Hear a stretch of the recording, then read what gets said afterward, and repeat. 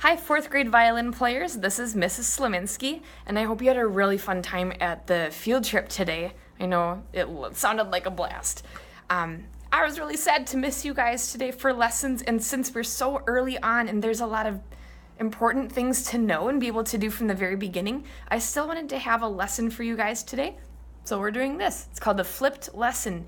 So there will be, this is probably going to end up being about 10 minutes long. That's my goal.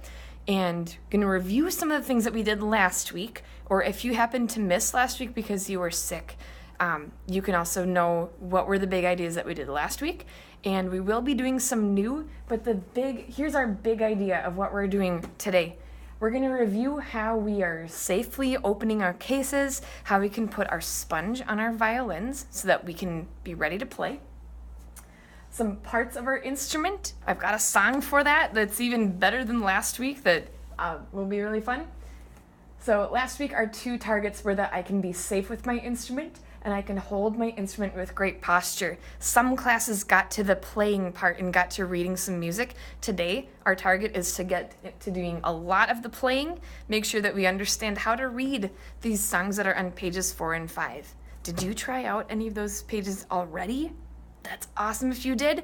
If you didn't, today is how you're learning how to do that. If you feel like you know those songs already on pages 4 and 5, double check, play along with me.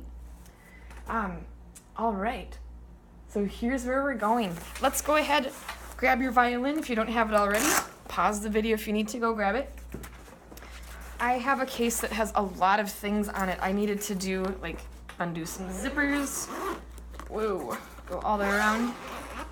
And undo this latch. So double check that you've got all of your things open. And then here we go. Ta-da! I'm grabbing my violin. I'm grabbing my sponge. Those are the two things that I need for today. Getting my case off my lap. Here I am. And maybe we should actually start with this instrument song. If you know the song, Head, Shoulders, Knees, and Toes. The head and shoulders, knees and toes, knees and toes. Here is the violin version. Okay, follow along with me. Scroll and shoulders, pegs and neck, pegs and neck. Scroll and shoulders, pegs and neck, pegs and neck. Bridge, 4 strings, and my chin rest. Scroll and shoulders, pegs and neck, pegs and neck. Let's do it one more time. Okay. Remember what this one is down here? That's where my chin will rest. Easy. Okay. Scroll and shoulders, pegs and neck, pegs and neck. Scroll and shoulders, pegs and neck, pegs and neck. Bridge, 4 strings, and my chin rest. Scroll and shoulders, pegs and neck, pegs and neck. Awesome. You could try doing that faster. I'm just going to do it 2 times with you right now. Quick reminder, our scroll is just a decorative part, but it's something that we use to talk about the direction of our instrument quite a lot. That when we're all set up, we want to have our scroll out, not pointing down, and not pointing up either, okay? Let's see. Okay, and other quick reminder, our shoulder, the left shoulder is the place where our left hand is going to hold on when we do a lot of our work today. Neck is the safest place to hold on. We touched our pegs today.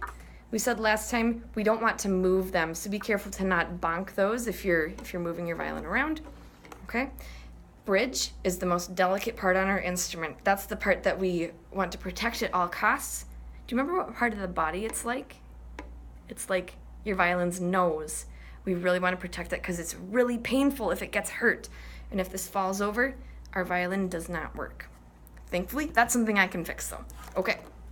So here we go, follow me. I got my violin in front of me. Notice what part is towards me. I'm gonna take my scroll and turn it to the left. I have my sponge. I check that it is skinny side up, fat side down, lay it against. And then I'm gonna use my hands, really my thumbs and fingers, and up like this. Okay. And then when I'm getting ready to play, my left hand goes on the shoulder. I turn it. Notice my scroll is still pointing away from me. I can use my other hand to hold on, kind of touch the button right here, and bring that onto my shoulder. Okay.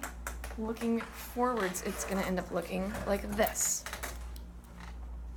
And I want to find that comfy spot where my violin is going off my shoulder. It might look like it's going a little bit up, but I definitely don't want it pointing down, because when we start using our bow, the bow is gonna drift. It's gonna fall down and it's gonna sound really bad.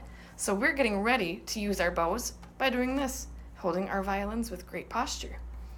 Okay, and we all have stickers on our violins on the part called fingerboard. That's where we stick our right thumb. All right, do you remember the names of our strings? Our very lowest one is G. The next one is D, then A, then E. Good dogs always eat. Good dogs always eat. Okay, that might help you to remember those. We're gonna be using our D and A strings a lot today. Those are our two middle strings. Pluck your D string 4 times. See if it matches the sound of my violin. D, D, D, D. All right. If yours matches the sound of mine, you found your D string. Next door to that string, the other middle string, is A. Okay, pluck your A 4 times. A, A, A, A. Here's a couple patterns. Listen to this pattern first and then try it out. It's going to use D and A, and it's starting on D, the lower sounding one. D, D, A, D, D, A. Your turn, try that out. Yep, it goes. D, D, A, D, D, A. Try this one. There's going to be a few pauses in this one, or rests. Okay. D, rest, A, rest, A, rest, D, rest. Now try that out. Play it with me one more time. Goes D, rest, A, rest, A, rest, D, rest. We just spelled dad. D-A-A-D. So if you're crying out to your dad, you're going, Dad! Okay, so what's new this week? We've done a lot of review of things that we did last week, but it's really important so that we can go on to the next thing. Make sure you've got your book. Pause this video right now if you need to go get your book. Okay, and we're gonna open up to pages 4 and 5. Okay, I'm gonna flip this around and we're gonna be looking at some stuff, so follow along with me. Okay, we're gonna notice pages 4 and 5. These, our beginning notes here are gonna have the names inside of them, so it's really easy right now to know what am I supposed to play in song number 2. Let's play open D. We are playing the note D. There's a goofy symbol here. Remember when we played the last song and I said rest? I didn't make a sound on my violin, but I said rest. Here's our symbol for that. So this is like shh or rest, okay?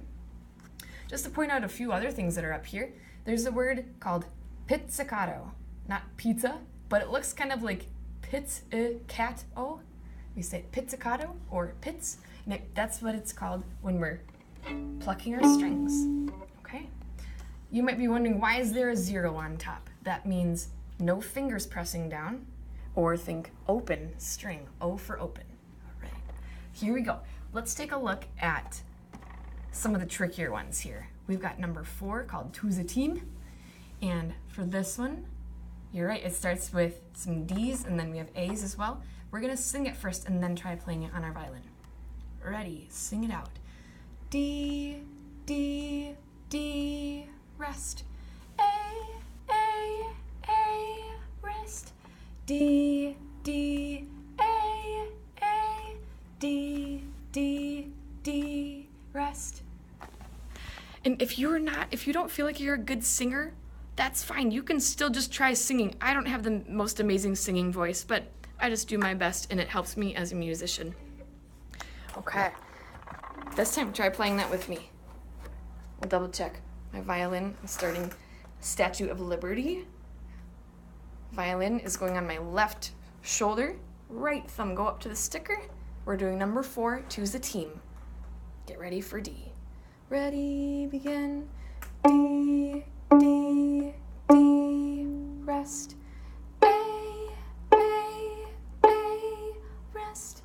D, D, A, D, D, D, rest. If you want to do that again, pause the video and go back. Try another time or two. Our target with all of these songs is to be able to read them with fluency. Maybe you know that word from literacy in your classroom, that we want to be able to do this with a flow to it, not going D, D, D. What's the next one? Oh, A, but to have it steady as we're going through. So fluency, playing like that. We're going to do the same thing with something that gets a little trickier. Okay, we're going to number 7. Here we go. Notice this starts with D again. And when I was singing it, I'm singing a lower note. A looks higher and sounds higher too. Here's number 7, mix them up. Goes D, A, D, rest.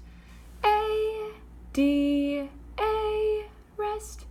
D, A, D, A, D, D, D, rest. Awesome. And you might be wondering, what is this at the end of the song? When we see a skinny line and a fat line together at the end of a song, that's telling us the end. So we know that the song is definitely done if we see that. Well, what if you look on to the next couple? Now we see it looks different. Now there's a skinny line and a fat line and 2 dots. Think of it this way. 2 lines and 2 dots. Play it 2 times. Let's try singing out number 8. Count carefully. Ready, begin. D, D, rest, rest. A, rest, rest. D, rest. A, rest. D, A, D, rest, repeat. D, D, rest, rest. A, rest, rest. D, rest. A, rest. D, A, D, rest. So I did that 2 times and then the song's done.